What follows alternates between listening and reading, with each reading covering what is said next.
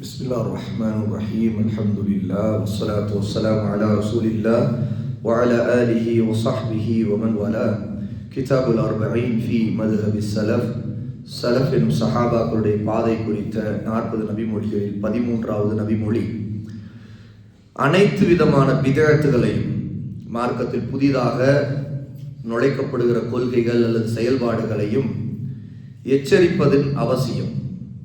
இன்னும் மார்க்கத்தில் நல்ல பிதஅத் என்று எதுவும் இல்லை என்பதுடைய விளக்கம்.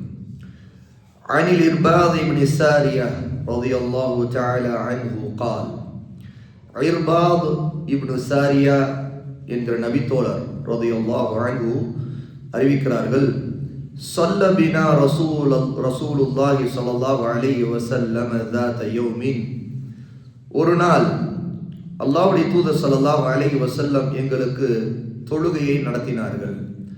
ثم أقبل علينا فوعظنا موعظة بليغة, பிறகு எங்கள் பக்கம் திரும்பி உட்கார்ந்து எங்களுக்கு மிகவும் உருக்கமான, மிகவும் ஆழமான, உள்ளத்தை உருக்கக்கூடிய ஒரு உரையாற்றினார்கள்.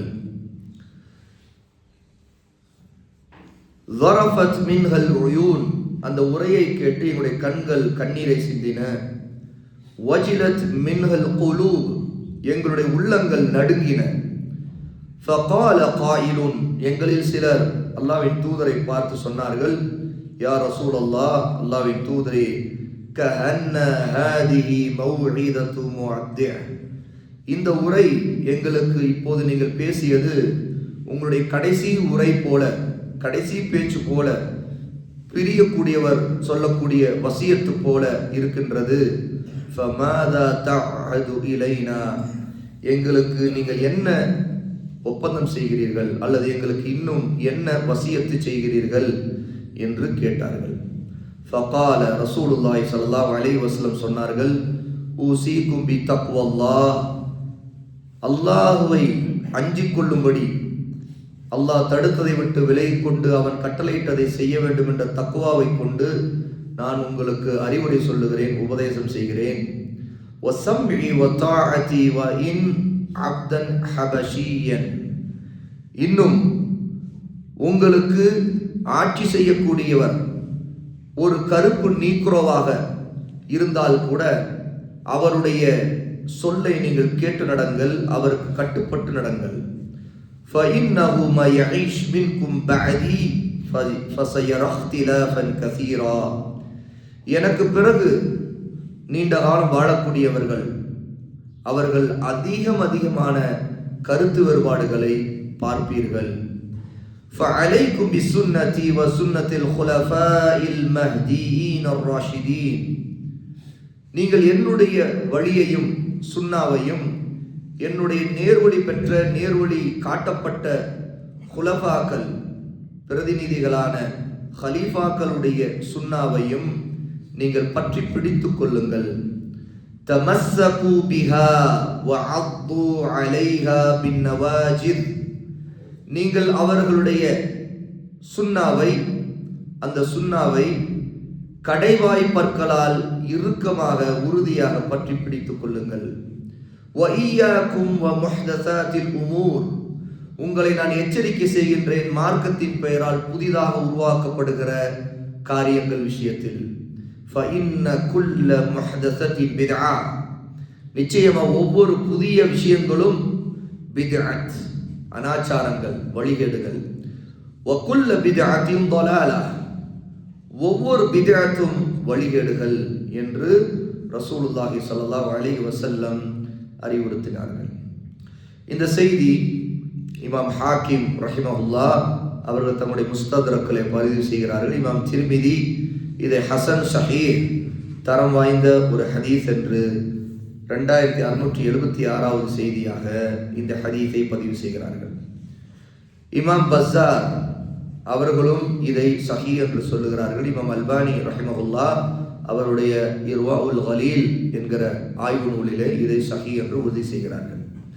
இந்த ஹதீஸ் உலமாக்களிலுடைய மிக பெரும்பான்மையான எல்லா அஹ்லு சுன்னாவுடைய உலமாக்களும் தெளிவான மார்க்கத்துடைய மன்ஹஜ், பாதை குறித்த விளக்கத்திற்கும் ஆதாரத்திற்கும் முதன்மையாக வைக்கக்கூடிய ஒரு ஹதீஸ்.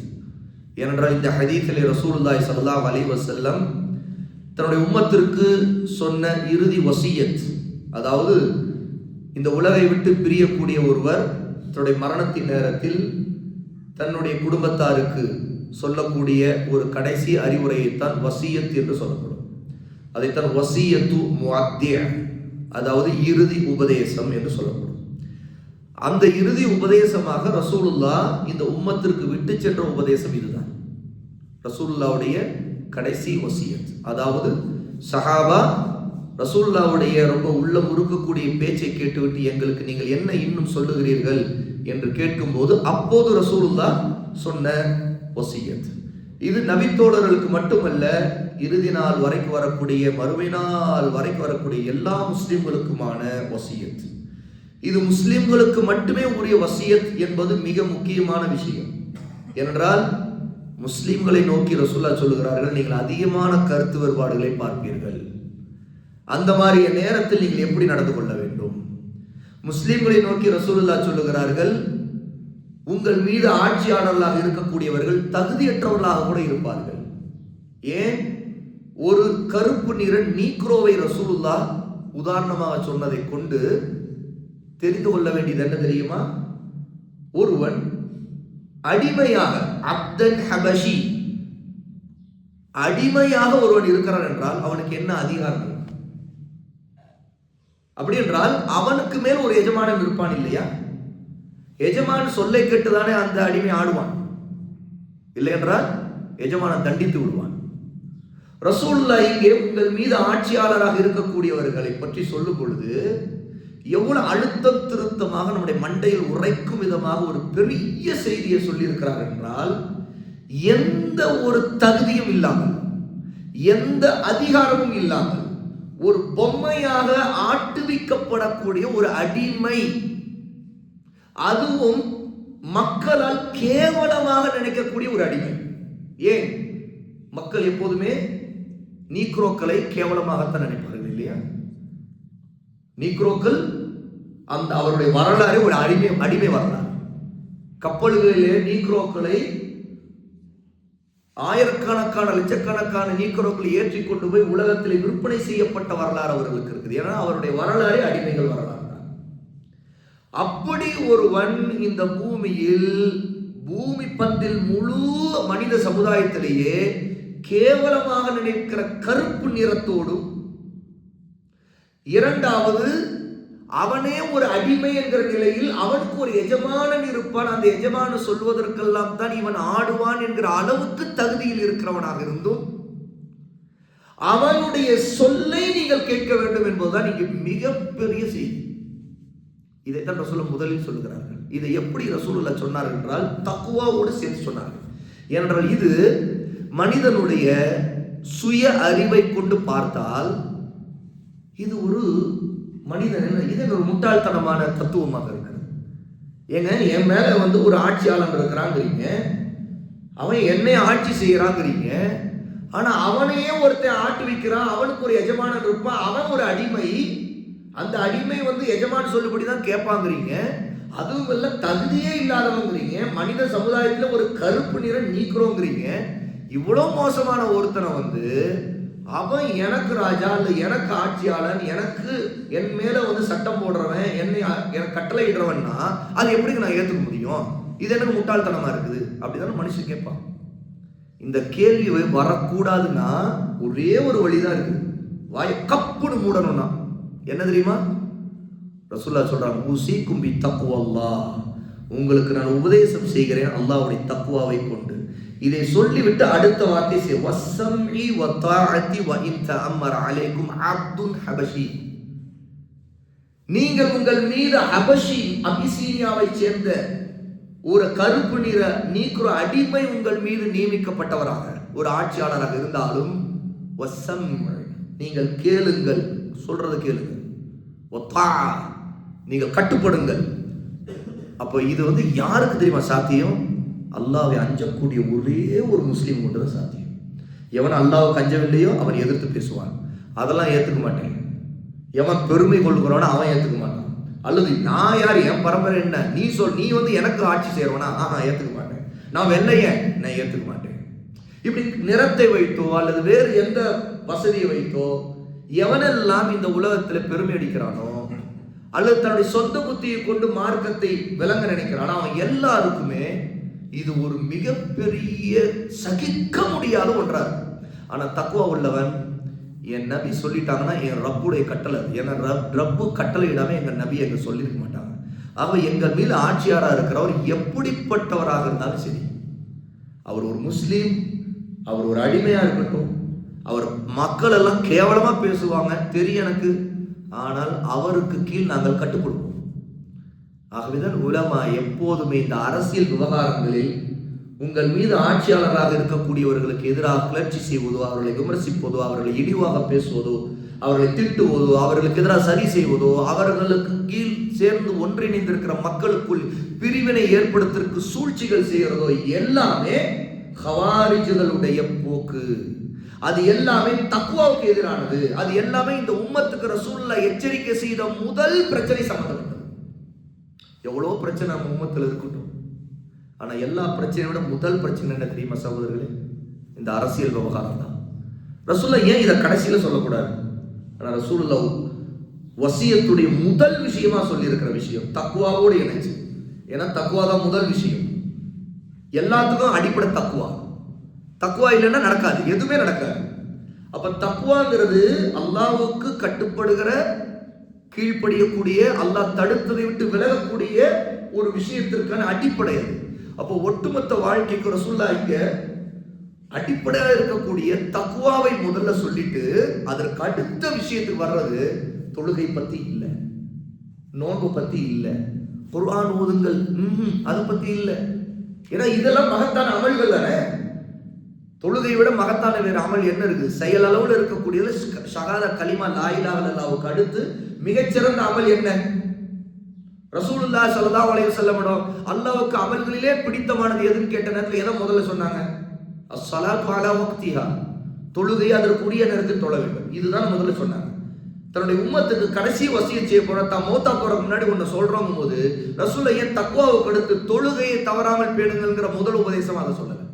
இதுதான் உலமாக்கள் சொல்றாங்க, புரிய வச்சுக்கிறாங்க, புரிஞ்சுக்குங்க அப்படிங்கிறாங்க. அப்போ ஆக மொத்தம் மிகப்பெரிய விஷயமா இருக்கக்கூடிய உம்மத்து எதனால பிரிவினைக்காய் சண்டை போட்டுக்கிட்டு இருக்குமா பாருங்க.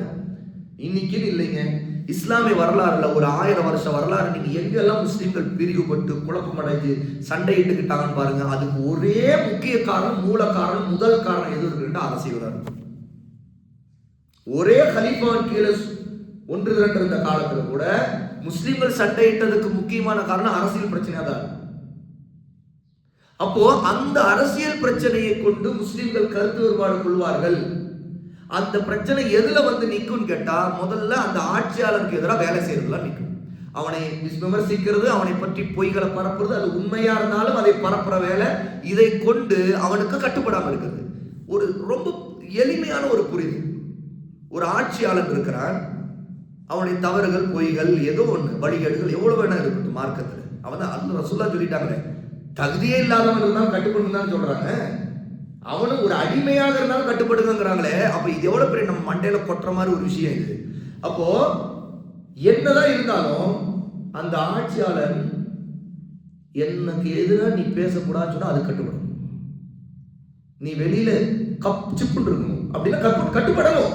ஏன்னா ரசூலுல்லாஹ் சொல்றாங்க, நீங்க வாய் மூடுங்கிறாங்க, கட்டுப்படுங்கிறாங்க, வசம் ஒத்தாங்கிறாங்க. அப்ப அந்த சட்டத்துக்குள்ள வருமா வராதா? இன்னைக்கு யாரெல்லாம் இந்த அரசியல் விவகாரத்துல முஸ்லிம் ஆட்சியாளருக்கு எதிராக மக்கள்கிட்ட பேசுறாங்களோ அவர்கள் எல்லோருமே ரசூலுல்லாஹ்வுடைய இந்த கட்டளையை மீறி விட்ட குற்றவாளிகள். அல்லாஹ் பாதுகாக்கணும், அல்லாஹ் அவங்களை மன்னிச்சு அவர்களுக்கு ஹிதாயத்தை கொடுக்கணும். நாம பேசினோம்னா முதல்ல பாவத்தோடு போவாங்க. அல்லாஹ்வுக்கு நம்ம பயந்து கொள்ளணும். ஆட்சியாளர்களுடைய குறைகளை பற்றி, அவர்களை இழிவுபடுத்தும் விதமா, அவர்களை பற்றி என்ன இதா இருந்தாலும் சரி, நாம பேசினோம்னா அந்த ஆட்சியாளர் விரும்புவானு ஒரு அளவுகளை ஒரு கேள்வி கேட்டு பாருங்க, விரும்பட்டான். அவன் முன்னாடி நின்று பேசினா அவன் என்ன சொல்லுவான்? நீ எப்படி அவன் என்னை பத்தி நீ பேசுன? நீ முதல்ல என்னை பத்தி புறம் பேசுறீங்க. ஆமா, நான் தப்பு பண்ணேன். நீ எப்படி என்னை பத்தி பேசுன? உன்னை பத்தி நான் யார்ட்டாவது ஒரு புறம் பேசுறேன்னு நீ என்ன செய்வ? அப்ப கீபத்து பண்ணக்கூடியதை விட ஒரு கேவலமான காரியம் என்ன இருக்கு? இன்னைக்கு முஸ்லிம் உம்மத்துக்கான எல்லா சோதனைக்கும் மிக முக்கியமான காரணம் தங்களுடைய ஆட்சியாளர் தாங்கள் அது முஸ்லிம்களின் விவகாரத்தை நிர்வகிக்கக்கூடிய அல்லாஹ் யாருக்கு அந்த அதிகாரத்தை பொறுப்பை கொடுத்து விட்டானோ அல்லாஹ் தம் விதியில நாடிட்டான். அல்லாஹ் யாருக்கு கொடுக்குறான்? அவன் நாடுவருக்கு ஆட்சியை கொடுக்குறான். நாடுவருக்கு அவன் பிடிக்கிடுவான். அது அவன் முடிவு செய்யக்கூடியவன். நீங்களும் நானும் யாரும் தலையிட முடியாது. அப்போ அப்படிப்பட்ட ஒரு ஆட்சியாளர் விவகாரத்துக்கு பேசுறது, அவரை பற்றி கீபத்து பேசுறது பாவங்களிலேயே மிகப்பெரிய பாவம். ஏன்னா சாதாரண ஒரு மனிதனை பற்றி, ஒரு முஸ்லீமை பற்றி பேசுவதை விட பெரிய பாவம் எதுன்னு கேட்டா ஒரு முஸ்லீம் ஆட்சியாளரை பற்றி பேசுறது. காஃபிரை பத்தி இந்த சட்டம் இல்லை, தெளிவா இருந்து கொள்ளுங்கள். காஃபிர் ஆட்சியாளரை பற்றி பிரச்சனை இல்லை. ஆனா முஸ்லீம் ஆட்சியாளரை பற்றி பேசுவது கீபத்திலே மிகப்பெரிய கீபத். நம்முடைய உலமாக்கள் இஜ்மாவாக சொன்ன விஷயம். இது ஒரு இஜ்மான ஏகோபித்த உம்மத்துடைய ஏகோபித்த கருத்து. இது எப்ப ரசூலுல்லாஹ்வுடைய காலத்துல இருந்து வந்திருக்கிற கருத்து. ஏன்னா இந்த கீபத்துல தான் பிரிவினைகள், தர்க்கங்கள், குழப்பங்கள் எல்லாம் வரும். ஆகவே நம்ம அல்லாஹ்வுக்கு அஞ்ச வேண்டும். நாளைக்கு இப்படி பேசுறோமே, ஆனா அந்த நேரத்தில் உங்களுக்கு மௌத்து வந்தா என்ன ஆவீங்கன்னு நினைச்சு பார்க்கணும். நான் என்ன ஆவேன்னு நான் நினைச்சு பார்க்கணும். அந்த பாவத்தோட அல்லாஹ்வோட நீங்க திரும்பாம தௌபா செய்துட்டு போனா நம்முடைய நிலைமை என்ன ஆகும்னு நினைச்சு பார்க்கணும். ஏன்னா ஒரு முஸ்லிம் ஆட்சியாரை பற்றி கீபத்து பேசுறது, அவருடைய குறைகளை பேசுவது, அந்த முஸ்லிம்களை இழிவுபடுத்தக்கூடியது. அந்த முஸ்லிம்கள் யாருக்கு கீழ் கட்டுப்பட்டிருக்கிறார்களோ அவர்களை இழிவுபடுத்தக்கூடிய மிகப்பெரிய விஷயம். ரொம்ப எளிமையான புரிதல். நீங்க ஒரு குடும்ப தலைவர், சரியா? உங்களை பற்றி உங்களுடைய குடும்பத்தில் உள்ள உங்க பிள்ளைங்க அல்லது என் மனைவி யாரோ ஒருத்தர் பேசுறாருன்னு வைங்க, அல்லது வெளியில பரவுதுன்னு வைங்க. அப்போ என்னை பற்றி அல்லது உங்களை பற்றி ஒரு குடும்ப தலைவராக இருக்கிறத பற்றி ஒரு பேசப்படுற விஷயத்த பிள்ளைகளோ நம் பொண்டாட்டிகளோ யாரோ சொந்த பந்தமோ அத்தாவோ அம்மாவோ கேள்விப்படும் போது அவங்களுக்கு எப்படி இருக்கும்? அந்த மாதிரி ஒரு உணர்வு தான். அப்ப அந்த குடும்பத்தை இழிவுபடுத்த, அந்த குடும்பத்தை இழிவுபடுத்துவது, அது போலத்தான் ஒரு முஸ்லிம்களின் தலைவராக ஆட்சியாளராக இருக்கக்கூடியவரை பேசுவது அந்த முஸ்லிம்களை இழிவுபடுத்துவது என்று மார்க்கத்தில் இருக்கு. அப்ப கருத்து வேறுபாடுகளுக்கு இது முக்கியமான காரணம்ங்கிறதாங்க ரசூலுல்லாஹ். இதை சொல்லிட்டு தான் உங்களில் யார் அதிகமானவர்கள் நீண்ட காலம் இருப்பீர்கள் சஹாபாக்கள். ஏன்னா ரசூலுல்லாஹ் சஹாபாக்கள் பின்னாடி பார்த்தாங்க. நீங்க அதிகமான கருத்து வேறுபாடு. எந்த அளவுக்கு? சஹாபாக்கள் எல்லாத்தையும் பார்த்தாங்க. அவங்க உயிரோடு இருந்தவங்க எல்லாம், நீண்ட ஆயுள் இருந்தவங்க எல்லாம் இந்த ரசூலுல்லாஹ் சொன்ன இந்த முன்னறிவிப்பை கண் கூட பார்த்தாங்க.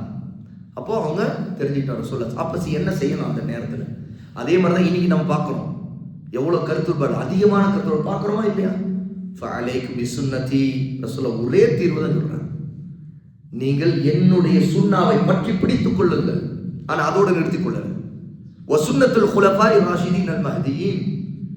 என்னுடைய நேர்வழி பெற்ற குலஃபாக்கள் யார் அவர்கள்? அபூபக்கர், உமர், உஸ்மான், அலி ரலியல்லாஹு அன்ஹும் அஜ்மஈன். அவர்களுடைய வழிமுறையை பற்றி பிடித்துக் கொள்ளுங்கள். அவங்க எப்படி இந்த மார்க்கத்தை வழங்கினாங்களோ அதை பற்றி பிடித்துக் கொள்ளுங்கள். அது எப்படி பற்றி பிடிக்கணும்னா சும்மா இல்லை. அப்து அலைஹா பின் நவாஜித். நவாஜித் என்று சொன்னா இதான் கடைவாய்ப்பற்கள். அதாவது முன்பற்கள் ஒரு விஷயத்தை நீங்க இப்படி கடிக்கிறதை விட கடைவாய்ப்பற்களால் கடிச்சா எப்படி இருக்கும்? முன்பற்களில் கடிச்சது இலகுவா எடுக்க முடியும். இப்படி ஒரு இழுத்து ஒரு கட்சி விட வச்சு கடிச்சு பாரு, டக்குன்னு வந்துடும். ஆனா அதே கடைவாய்ப்பற்களை கடிச்சுட்டா விடவே விடாது. அவ்வளவுதான். கடைவாய்ப்பற்களை கடிச்ச நிலையில ஒருத்தர் செத்தான் வைங்க, ஒருத்தர் ரூ போயிடுச்சுன்னு நீங்க ஒண்ணு, அந்த ரெண்டு பற்களுடைய தாடைகளை பிரிக்க முடியாது, தெரியுமா? ஒண்ணும் இல்லை. ஆடு வெட்டுறவங்க மாடு வெட்டுறவங்க தெரியும். அந்த கடைவாய் பற்களை உடைச்சு அதை வெட்டி பிடிக்கும் போது அவங்களுக்கு தெரியும். அதுதான் உண்மையில ஒரு மண்டையோட இது பண்றதுல பெரிய விஷயம். கடைவாய் பற்கள் இப்படி பிடிச்ச மாதிரி இருந்துச்சுன்னா அதை பிரிக்கிறது பெரும்பாடு. அது ஓரத்தில் இருக்கிற இது எல்லாத்தையும் வெட்டி விட்டு அப்புறம் தான் பிளப்பாங்க. ஏன்னா மனிதன் ரூஹு போனா கூட அது இப்படி பிடிச்ச மாதிரி இருந்துச்சுன்னா அந்த கடைவாய் பல்லுக்கருடைய அந்த தாடை விடாது. அது போல ரசூலுல்லாஹ்வுடைய இப்ப ரசூலுல்லாஹ் சொல்லக்கூடிய இந்த கட்டளைகளை சுன்னாவையும் பற்றி பிடிக்கணும். அப்ப ரசூலுல்லாஹ்வுடைய சுன்னாவை பற்றி பிடிக்கிறது சஹீஹான ஹதீஸின் படி நடக்கிறது எவ்வளவு முக்கியமான சகோதரர்களே. இனி நம்ம எப்படி எடுத்துக்கிறோம்? அவர் சொன்னாரு, இவர் சொன்னாரு அப்படின்னு சொல்லிட்டு ரசூலுல்லாஹ்வுடைய சுன்னாவை அவ்வளவுதான். அது அப்படி நக்கிற மாதிரி தான் நம்முடைய வாழ்க்கை இருக்கு. கடைவாய்ப்பற்கள் பிடிக்கிறது இல்லை, முன்பற்களை பிடிக்கிறது இல்லை. சுன்னாங்கிறது இன்னைக்கு நக்கிற நிலையில தான் நம்முடைய இருக்கு. எப்படி நக்கிறதுக்கு ஏதாவது ஒரு ஸ்திரத்தன்மை இருக்குமா? ஒட்டிக்குமா? ஒண்ணு நடக்காது இல்லை. அது போலதான் ரசூலுல்லாஹ்வுடைய சுன்னாவை நாம இன்னைக்கு நடத்திட்டு இருக்கிற முறை. ஆனா ரசூலுல்லாஹ் சொல்றாங்க ஃபஅலைக்கும் பிசுன்னதி வ சுன்னத்தில் குலஃபாஇர் ராஷிதீன் அல் மஹ்தியின். ரெண்டை சேர்த்து சொல்றாங்க. என்னுடைய சுன்னாவையும் குலஃபாக்கள் 4 பேருடைய சுன்னாவையும். ஆனா ரெண்டு சொல்லிட்டு ரெண்டும் ரசூலுல்லாஹ் அடுத்து சொல்லல. அது அலைஹா ஹாங்கிற இந்த வார்த்தை அதைன்னு அர்த்தம். அப்ப ரெண்டும் ஒன்றுன்னு அர்த்தம்ங்கிறாங்க உலமா. இமாம் அல்பானி சொல்றாங்க ரெண்டும் ஒன்று. அதனால தான் ரெண்டையும் சொல்லாம ரெண்டும் ஒன்றுனால தான். இது அதுவும் வேறு வேறு இல்லை. ஏன்னா அவங்க எல்லாம் நேர்வழியில் இருந்தவங்களால தான் குலஃபாவுர் ராஷிதீன் அல் மஹ்தியீன். அப்புறம் கடைசி எச்சரிக்கை என்ன தெரியுமா? வஇய்யாக்கும் முஹ்தஸாத்தில் உமூர். புதிய புதிய மார்க்கத்தின் பேரா புதுசா உருவாக்குற நம்பிக்கைகள், கொள்கைகள், சிந்தனைகள், வழிமுறைகள் அத்தனை குறித்து நான் உங்களை எச்சரிக்கிறேன். ஏன்னா இதெல்லாம் உங்களை பிரிச்சிடும், உங்களை வழி எடுத்துரும். குல்லு பித்அத்தின் ضلالة, ஒவ்வொரு பித்அத்தும் வழிகேடுதான். இதுதான் ரசூலுல்லாஹ்வுடைய இறுதி உபதேசம் சகோதரர்களே. அவை உம்மத்துடைய ஆகப்பெரிய நோய்களா இருக்கக்கூடிய அரசியல் கருத்து வேறுபாடுகள், ஆட்சியாளருக்கு எதிரான பிரச்சனைகள், கிளர்ச்சிகள், முட்டாள்தனமான விஷயங்கள், கருத்து வேறுபாடுகள், ஒவ்வொன்றிலும் கருத்து வேறுபாடுகளிலேயே உழப்பிட்டு இருக்கிற நிலை, இது அத்தனை குறித்தும் ரசூலுல்லாஹ் எச்சரிக்கை செய்வதுதான் ரசூலுல்லாஹ்வுடைய இறுதி வசியத்தாக இருக்கிறது. அல்லாஹ் தஆலா இதை நாம் கேட்டு நடக்கக்கூடியவர்களாக ஆக்குவானாக. சலஃபுடைய மதுஹபுடைய அடிப்படை இதுதான். இந்த ஹதீஸின் அடிப்படையில் தான் சஹாபாக்கள் எச்சரிக்கையாக நடந்தார்கள்.